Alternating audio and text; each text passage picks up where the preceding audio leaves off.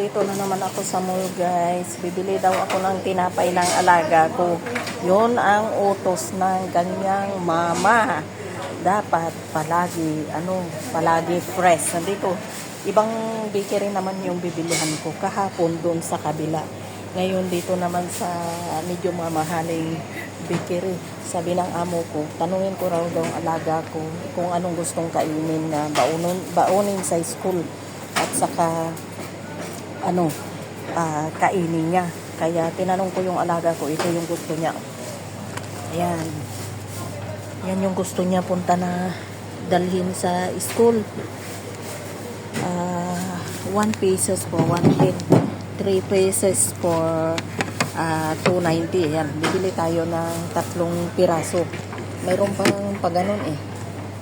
3 pesos na lang yung bilhin ko. 290 daw yung 3 piraso.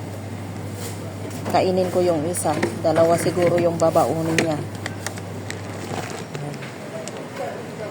Dito tayo sa mamahaling tinapay.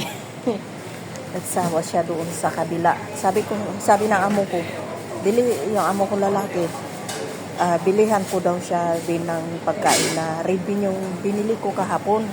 Kaya lang sabi ko may ham at saka binuksan ko na yung ham. Yun na lang kainin natin, sabi ko sa kanya. Sabi naman niya, oo. Ayan. Binili ko bukas, baunin niya yung 2. Iwan ko kung anong kainin niya naman mamayang ay bukas ng umaga. Para maiba naman, sabi ng amo kong babae. So, dapat sundin natin sila. Kung hindi, baka mapagalitan tayo. Sila yung amo, di ba? Thank you for watching. God bless. Magbabayad na si ating Riba.